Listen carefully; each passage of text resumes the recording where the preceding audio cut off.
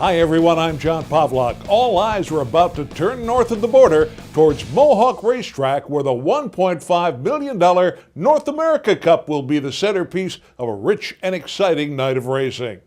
John Campbell has won 6 North America Cups, but came into this year's eliminations given little chance of winning number 7. That is, until a thrilling stretch drive in the first elimination saw the favorite, a rock and roll dance, falter, and Campbell pick his way through a wall of horses with Dapper Dude. Far outside, closing up now. Pet Rock is closing. Dapper Dude, way wide is Time to Roll. Wicked finish coming up here in the first cup elimination. Time to Roll and Dapper Dude. Tight finish at the end. Yeah, it was, but he did come from a long way back, and he held off a good horse on the outside of him, and at the wire he was still pacing strong, so I think that bodes well that he's going into next week in good form. Sweet Lou was the heavy favorite in the second elimination and didn't disappoint after having taken the lead at the halfway point for driver Dave Pallone. Third up off the rail and driving comes Better's Edge at long odds. A deep stretch lead in. It's Sweet Lou. He's still there. He's a length and a half in front. Warrawee Needy back in second. Then it's third to Better's Edge. The second Pepsi North America Cup elimination. Sweet Lou.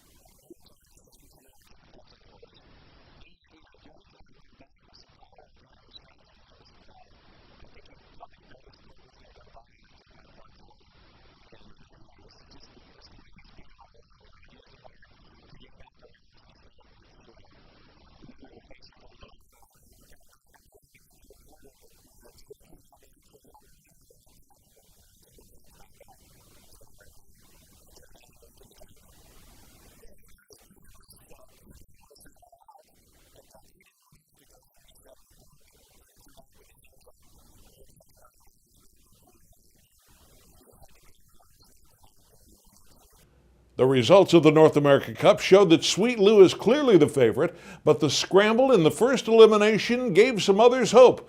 Among them, Andy Miller, who finished a sharp second to Dapper Dude with Time to Roll. He talked with our Ken Weingartner. He was very good. He looked like he was in a no-chance spot being fifth over like that, but when he got out in the middle of the racetrack in the lane, he really closed big. I think he's just getting better every start, you know, and the race last week will obviously help him. He was very good in the Sire Stakes final, so, you know, we're just hoping for a good draw, and, you know, Jimmy usually gets him peaked at the right time. Among the other highlights at Mohawk this past weekend was an outstanding victory by American Jewel in the Fan Hanover eliminations for driver Tim Tetrick. Shellyscape was the favorite, but American Jewel left like a rocket from post 8 and then dominated in a 150 mile. American Jewel pushed to the limit late. Economy Terror second on the outside. Big McDeal scooting through. She'll get the second spot, but she won't catch American Jewel. It's American Jewel and Tetrick. It's back. The one weekend you won't want to miss visiting your favorite harness racetrack, July 13th, 14th, and 15th. That's Back to the Track weekend, harness racing's most fan-friendly weekend of the year. Whether you're a fan and bettor, curious about harness racing, or simply love horses, there will be something every member of the family will enjoy. And every harness track in America will make you feel welcome with special events you'll be sure to remember. So grab a friend or two and come back to the track on July 13th, 14th, and 15th and sample the unbridled excitement of harness racing once again. This past Friday, the Elegant Image eliminations were the latest test for Check Me Out, the reigning champion freshman filly trotter.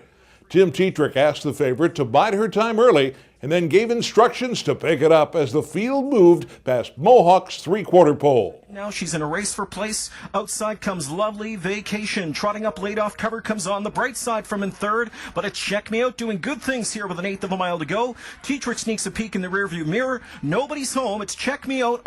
How do you think she raced in that elimination? You know, I thought maybe she had maybe a little flat towards the end of the mile, but you know, she just got up there the day before and didn't screw up off the rail there, which is a lot of times you can. And Timmy said she's well in hand though, so I'm pretty confident for next week.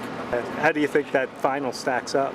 Oh, the one other division looks real good. There was actually 3 in that division I thought looked good, and there's a couple in our division. You know, it's a pretty competitive race. On Sunday at Tioga Downs, Clear Vision opened some eyes with a near-world record in the Bettor's Delight. Driver Matt Kikali drove the winner in a stretch battle with his stablemate, foiled again. Clear Vision closing on the outside. Better Sweet has not given up. Coming to the wire. Clear Vision on the outside. Now, how about when the race set up and you look at it on paper? Did you pretty much fall into your plans, or were you thinking something else going in?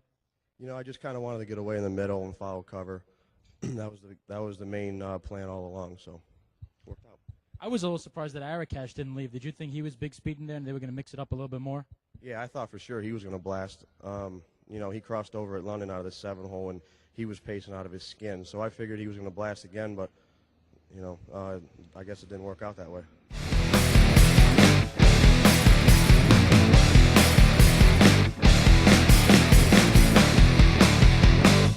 Some long-awaited improvements were unveiled at the Meadows this past week.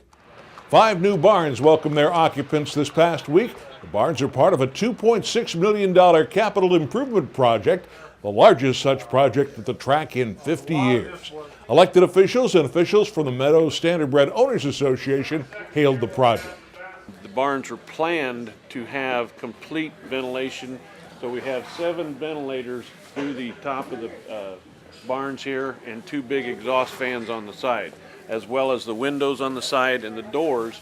There's a constant flow of air through here so the dust and the dirt and things don't affect the horses. This process is more than just building the barn and raising it up. There's a lot that goes into it. And it started with our paving outside, makes it so much easier to get around the barn. You don't have potholes and the water has a place to go. Who knows if Joe Chindano will ever race at the Meadows? I'll bet that if he does, he'll be able to give Dave Pallone a race for the money. Joe, you see, is a quick starter.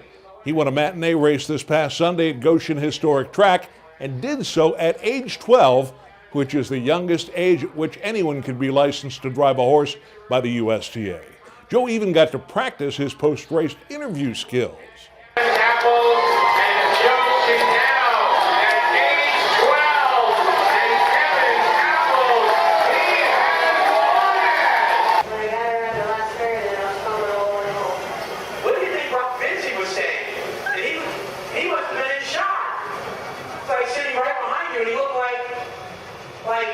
He must have been so proud of you. He helped me all the way home. The way home. Well, I can say is congratulations and many more driving wins. What do you think, guys? 12-year-old Joe Chindano. Our thanks go to USTA member Stuart Oppenheimer for the video and the interview with Joe. When I saw that Warraway Needy was the top pick in his North America Cup elimination against Sweet Lou, I was skeptical. But I came away impressed by Warraway Needy's runner-up finish and with Trackmaster's ability to identify the key players in any race. This week, the big money is on the line, and here's how Trackmaster's Platinum Pass performances rate the top players in the $1.5 million North America Cup final. Power ratings, another way to put yourself in the pari-mutuel winner's circle, exclusively at Trackmaster.com.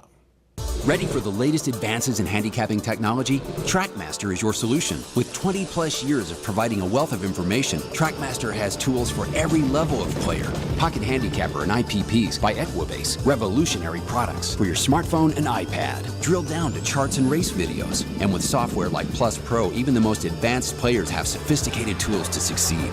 The complete source for thoroughbred, quarter horse, and harness racing information. Trackmaster by Equibase. For the serious player. More and more tracks are revealing their plans for Back to the Track, which will take place July 13th through 15th at harness race tracks throughout the United States. Soon we'll be announcing a special offer for USTA members. We'll be asking you to take part in bringing new fans to the races, and we plan to reward you and them for your efforts. In the meantime, visit backtothetrack.com to see what's in the plans for that big weekend. Things change, and that's even true in the USTA's strategic wagering program. I'm referring to instant guarantees. That's why you need to check handicapping.ustrotting.com every day of the week to make sure you don't miss a wagering opportunity when tracks add last-minute bets to our list of guarantees. Perhaps a better tip would be to follow us on Twitter, where the news of such instant guarantees is passed along. Don't forget the Trackmaster offers free programs on all the races, and the USTA offers free handicapping selections on most all of them as a way to get you in on the winning.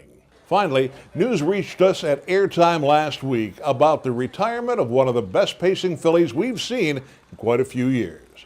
See You at Peelers was retired and bred to another superstar, Some Beach Somewhere, offering the promise of a superstar foal. Peelers won the first 22 races of her career and divisional Dan Patch Awards, both at ages 2 and 3, and drew interest from far and wide from fans and the press alike. In the end, it was a medical condition that did what few other horses could do, defeat her on the racetrack. Christina Tector was one of her owners. She trained down. She was just, a regular, filly, New York bred, and she was going to race in the New York circuit, and I owned her 100% at that time. And me and my husband, we talked about our son was just going to start driving, and, this would be a good filly for our son to start driving. But then I guess the plans changed a bit when, she went out and baby raced so good, and, we sold her, and, she just went on from there. My favorite moment with her was when she won the British Crown at the Poconos as a 2-year-old, because that was her 13th race, and she had done so well, and I'm a little superstitious. And, it was a biggest race she was in as a 2-year-old that year, and I just, that was really, really exciting that she pulled that off and won.